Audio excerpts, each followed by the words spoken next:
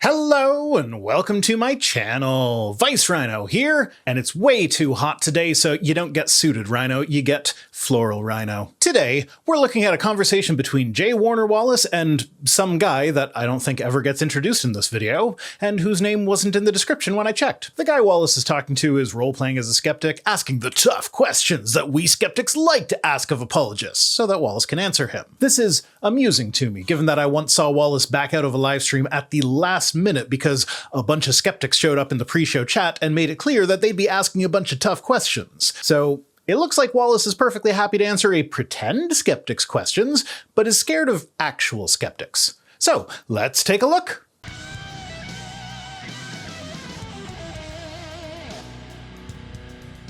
Wait, hold on. How could a God of love, allow all the horrible things happening in the world, the wars, the injustice, people born with disabilities? If God is so loving and God is so good, why would he allow this? And right out of the gate, we see that the faux skeptic is not going to be asking the best versions of the questions. Forget about wars and injustice, that's giving Wallace the easy out of saying that it's because of free will. I mean, even people born with disabilities can kind of work there, as we could say that the flaws in our method of reproduction are a result of the fall. But what about earthquakes, tsunamis, volcanoes, hurricanes, tornadoes, other stuff like that? In other words, natural disasters, consequences of the way the Earth was designed, if you believe that God designed the Earth. Could an all-powerful God not have designed a planet that didn't contain such destructive forces? There's nothing logically impossible about designing such a planet, and such a planet's existence is not incompatible with free will, which I'm sure is going to be Wallace's response here. So how can a loving God exist in a world that, if we say it is designed, seems to be designed specifically to bring about periodic bouts of pointless suffering? Okay, well, a couple of things. I'd say that the answer is more complex than a small, short answer. Betcha it's not. If it is something that cannot be boiled down to the short two-word answer of free will, then I will be very surprised indeed. But I will say this is one thing I know for sure as a cold case detective. If you think God is loving, that means that he was probably the kind of God who would create a world in which love could exist. I'm sorry, but what in the ever-loving fuck does being a cold case detective have to do with knowing that a loving God would create a world in which love could exist? But also, counterpoint, according to the Bible, it is better to not have existed in the first place than to be born, see the evil things that are done under the sun, and then die. And, according to Jesus, more people will go to hell than to heaven. So if we take the Bible seriously, it makes it quite clear that if God were a loving God, he would have never made any of us. A loving God would create a world in which we could experience love. But do you really want that kind of world? That's a dangerous world because it requires a dangerous prerequisite. Yes. To love, I could take my gun out and say, "Did you love me, Greg?" And you'll say, "Yeah." You don't mean it. But you'll say it, but it's not true love because love can't be coerced. Right. And if the existence of true, non-coerced love necessitated a world that the Bible acknowledges is worse than non-existence, then a loving God will not create that world. But also, what do you think hell is? It's the gun pointing at our heads in your analogy. Can you truly love God with the threat of hell hanging over you? Love me, or I will torture you forever does not strike me as a not coerced kind of love. In order to love somebody, you have to have the dangerous prerequisite, which is free agency. You know, with how easy these apologists are to predict, I feel like that's evidence that at least they don't have free will. Oh my gosh, do you want a world in which there's free agency? Because it's logically impossible to create a world with free agency where people can love without creating a world with free agency so people can hate. In which case, that means one of three things regarding the Christian heaven. It is either logically impossible, it contains suffering, or it does not contain free will. If it is logically impossible, then it just doesn't exist. If it contains suffering, then one wonders what the point of it even is, unless the suffering it contains is significantly less than the suffering that happens on Earth, in which case, why not just create that lesser amount of suffering to begin with? And if it does not contain free will, then why are we acting as though the existence of free will is such a great good that it justified suffering, if the paradise realm that we should all be hoping to get into does away with it? It's a logical impossibility. If you want love in this world, you have to create it with free agency.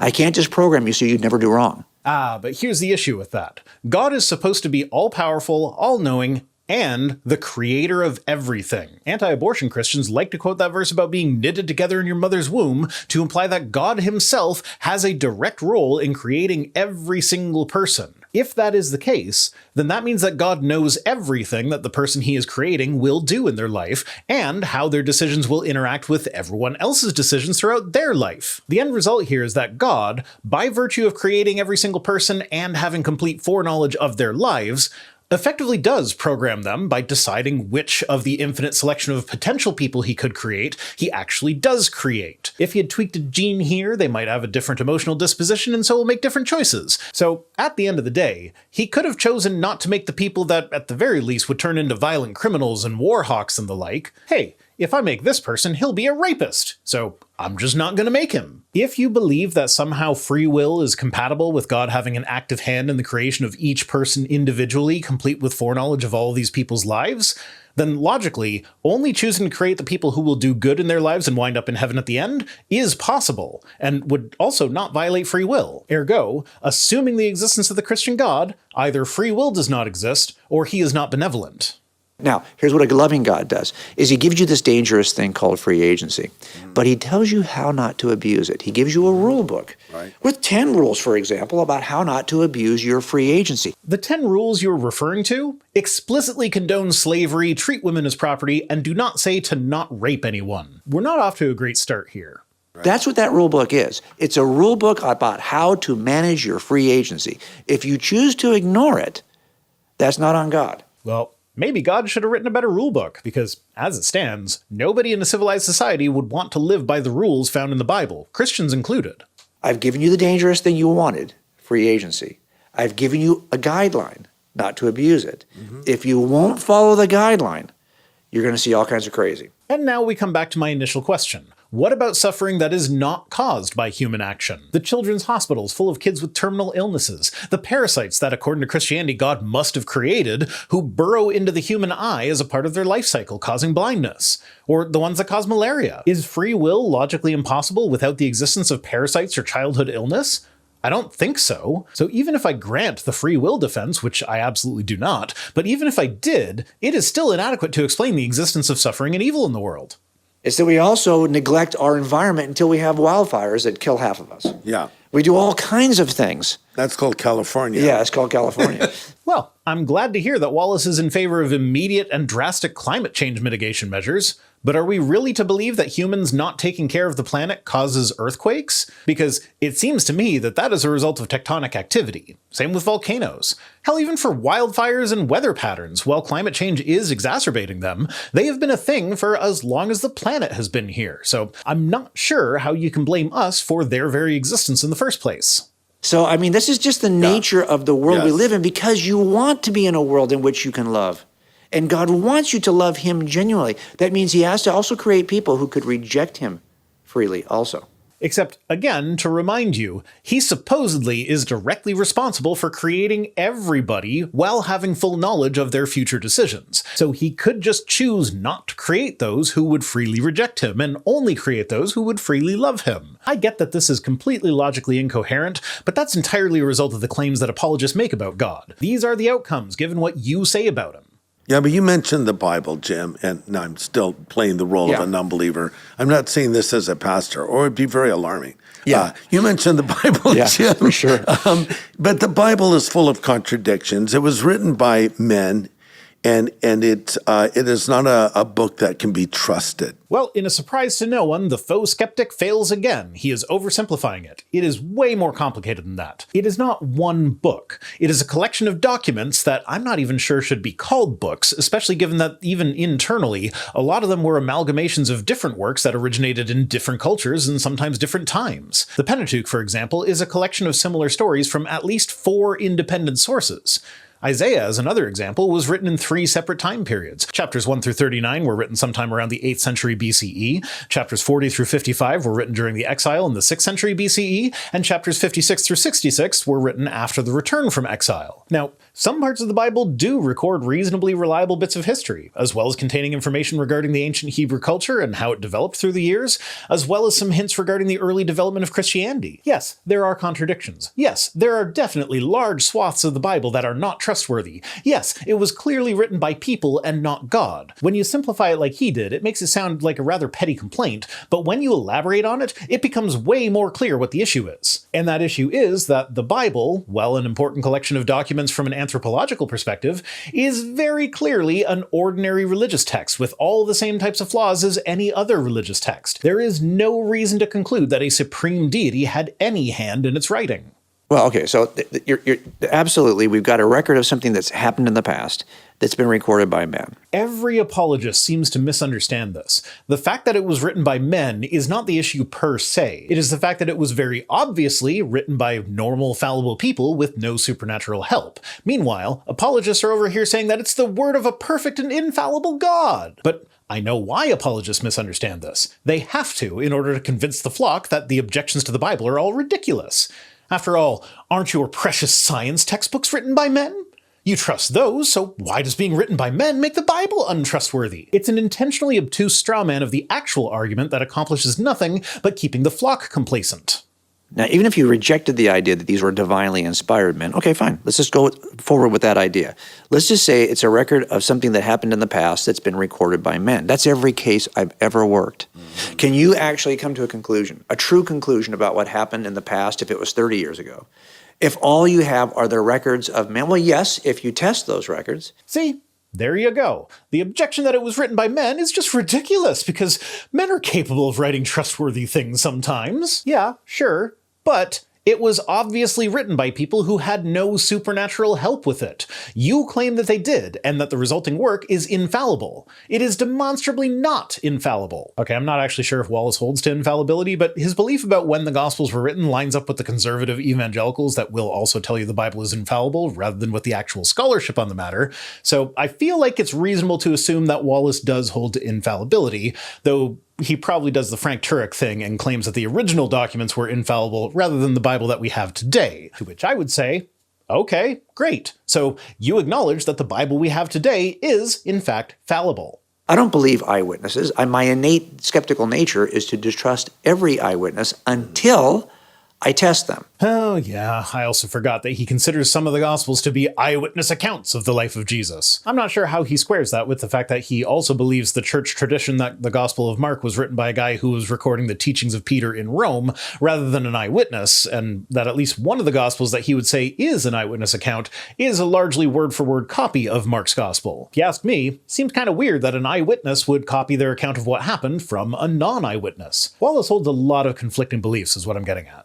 I always say, don't trust an eyewitness, test an eyewitness. But if you test the eyewitness and he passes the test, then you're a fool not to trust him. Trust should absolutely not be an all-or-nothing endeavor. Just because someone has said something that you verified is true does not mean that you can now implicitly trust everything that person says from then on out. And okay, let's all get it out of our systems now. Pause the video and go down below to comment your favorite version of if Wallace treated his actual cold cases the way he treats the Bible, then every single person he's ever convicted needs a retrial. Because, yeah. Trusting someone implicitly because they told you a true thing one time is not a great way to crack a case. The best lies will contain some truth, specifically so that someone with a mindset like Wallace's will trust the part of the statement that is a lie based on the fact that the part they verified was accurate.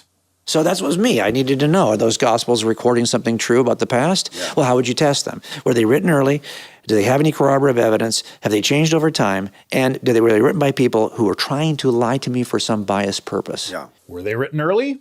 They were written 40 to 80 years after the fact, which is reasonably early historically speaking, but Wallace is using his cold case shtick to say that he solved the Gospels like he solved a crime. So I would ask, would you consider testimony to be valid if it were written by a non-eyewitness 4 decades after the crime? Probably not. Do they have any corroborative evidence? Well, yes and no. There are some things that are corroborated. Pilate was a real guy, for example, and we know that from at least 2 non-Christian sources. But there's also stuff like the empire-wide census recorded in Luke. There is no way that anything like what Luke described would have taken place. Making people travel to their ancestral homes for a census would have been way too disruptive to the empire. And how would the Empire even know you went to the right place? The whole point of a census is to find out who lives where so that you can tax them. How do you know that Joseph was supposed to go to the city of David when you don't know who Joseph is because you haven't done a census in the place that he lives, Nazareth? So not only is that not corroborative, it is anti-corroborative. Have they changed over time?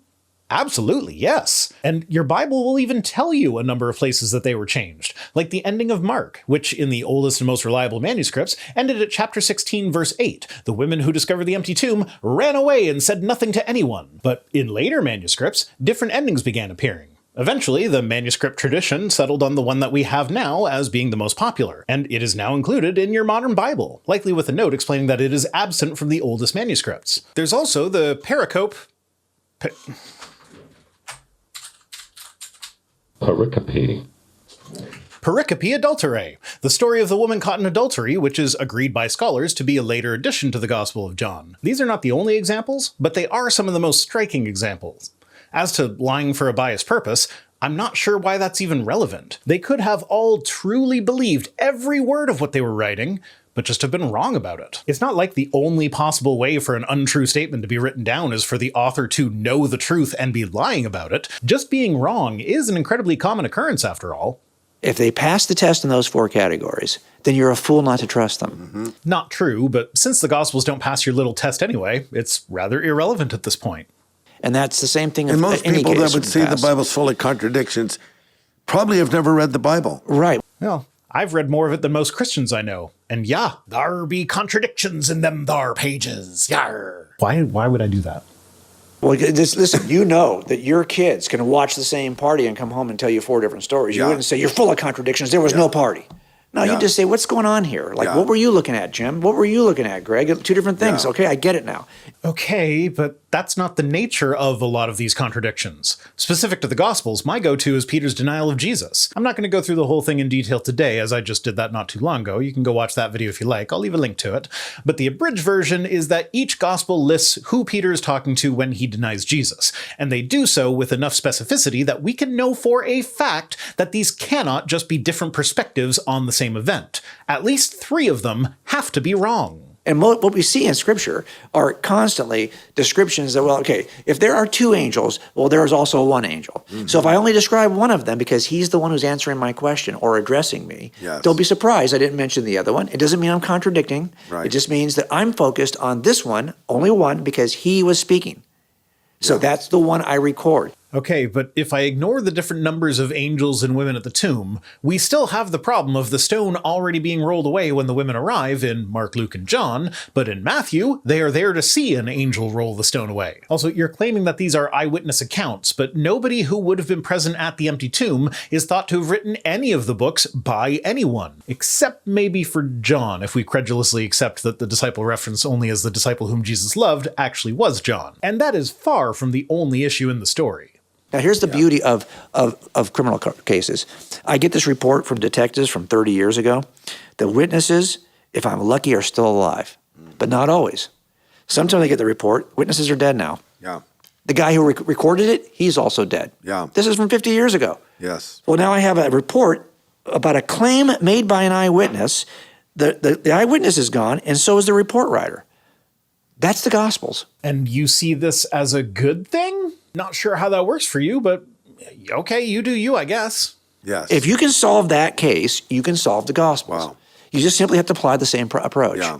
Now, in the end, will there be sufficient reason, if you want it to be, that you could reject them? Yes. It's like at every criminal trial. Mm-hmm. So, as Wallace just said, there is sufficient reason to reject them. Why then should we credulously accept them? It seems rather pathetic for an all-powerful God, if I'm honest. There's always hung juries. Yeah. And then you just try it again, and then you might win the second time. Yeah. Not if the verdict came back as not guilty. That's called double jeopardy, and it's not allowed. I feel like this analogy is kind of breaking down, though. Well, what happened here? There was a hung juror the first. There might have been 2 who didn't agree. Totally get it. Our human nature is that we've been provided that kind of freedom.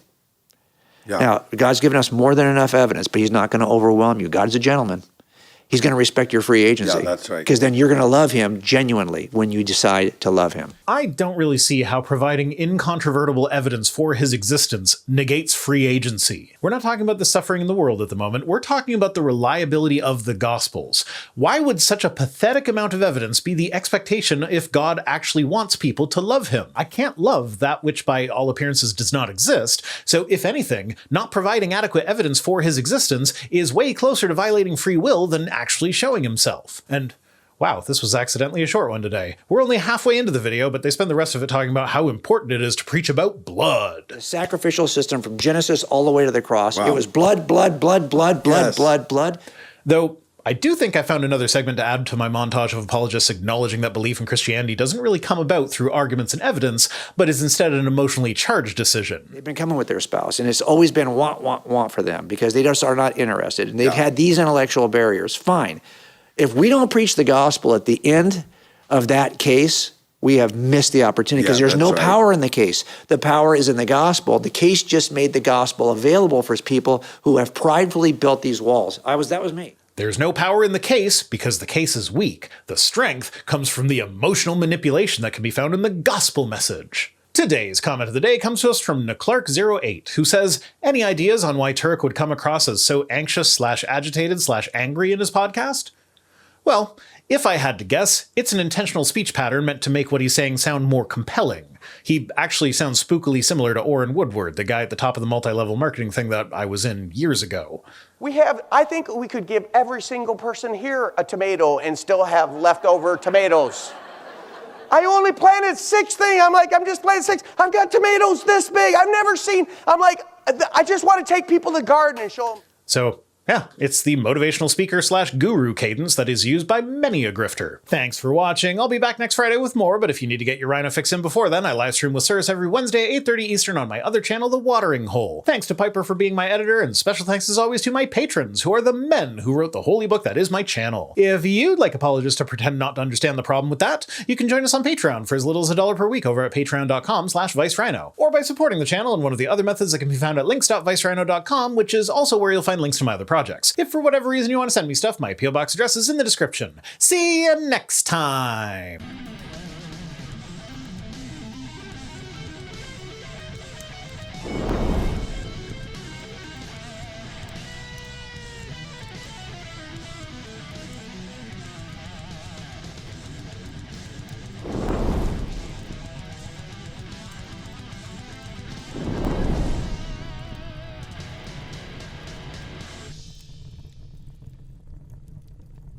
And yeah, start his tape playing when he says net tape. I'm old. Blurry, clear.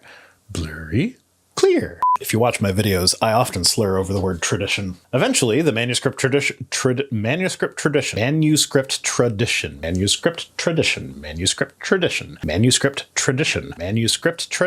road to perdition just came to me. I don't know.